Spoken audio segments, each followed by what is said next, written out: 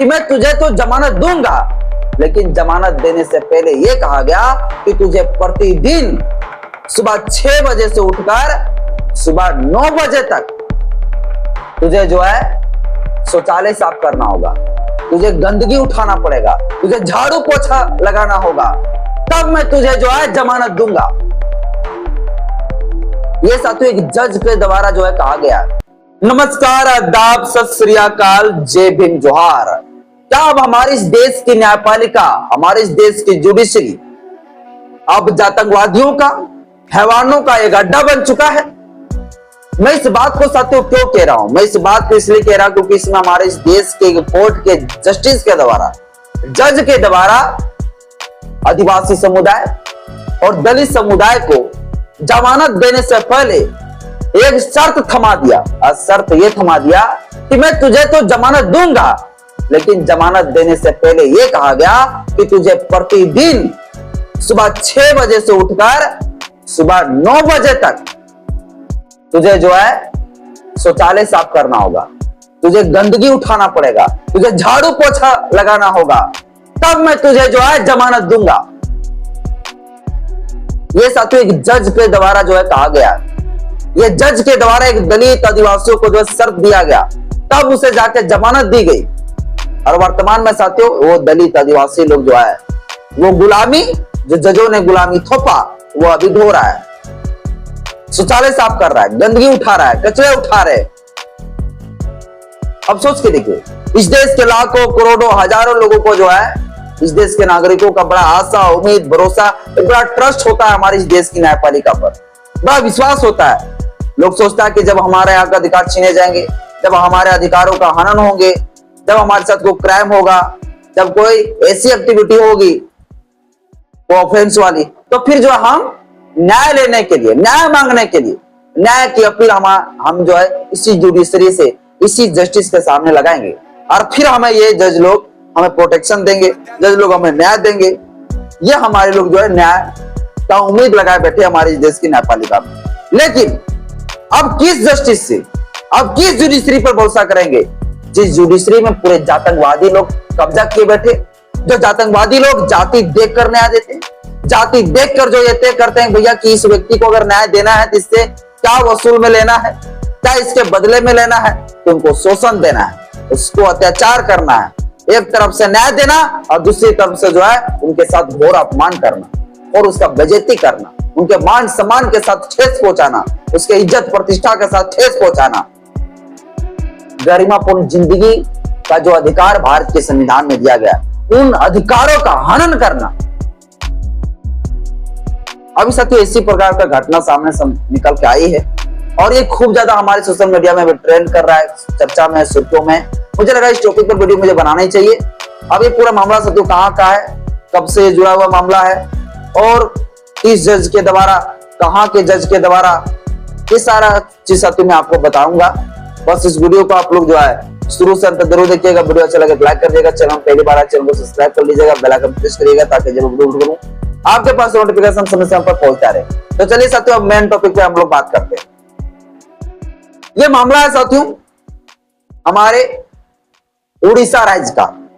उड़ीसा राज्य का एक जिला पड़ता है रायगढ़ जिला, और इसी रायगढ़ जिला में साथियों एक कंपनी है जिस कंपनी का नाम है Vedanta linked bauxite mining project. इस नाम का साथियों कंपनी के द्वारा वहां पर माइनिंग किए जा रहे थे उसी रायगढ़ जिले में। तो रायगढ़ जिले में रहने वाले दलित आदिवासी समुदाय के कम्युनिटी के लोग उस माइनिंग के खिलाफ विद्रोह किया, लड़ाई किया, विरोध प्रदर्शन किया।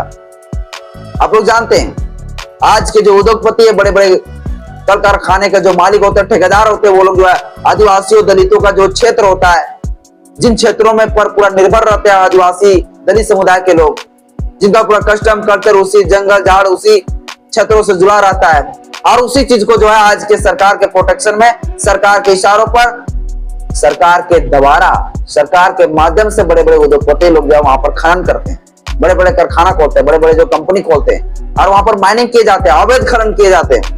और इसी चीज का साथियों जो है विरोध कर रहे थे उस जिले में रहने वाले, रायगढ़ जिले में रहने वाले आदिवासी दलित समुदाय के लोग, वो माइनिंग के खिलाफ। और ये मायने के खिलाफ साथियों विरोध जो चल रही थी वो 2023 से चल रही थी। और इस विरोध करने के कारण से पुलिस प्रशासन ने सरकार के इशारों से, ठेकेदारों के इशारों पर लगभग 40 दलित आदिवासियों को जो है गिरफ्तार कर लिया गया, अरेस्ट कर लिया गया। कुछ कुछ लोगों को बाद में छोड़ दी गई, जिसमें से 8 लोग जो लगभग जो है 5 से 6 महीने तक सजा भी काट लिया जेल में। अब वो बेल लेने के लिए जो है उड़ीसा हाईकोर्ट में पिटीशन लगाता है, बेल एप्लीकेशन लगाता है, लेकिन जज के द्वारा यह कहा जाता है कि मैं तुझे बेल तो दूंगा लेकिन ऐसे नहीं। जो आदिवासी दलित समुदाय के जो लोग थे उनका कहना था कि मेरे छोटे छोटे बच्चे हैं साहब, मेरे बुजुर्ग माता पिता है साहब, हमने क्या गुनाह कर दिया, हमें इतना बड़ी सजा क्यों दी जा रही है।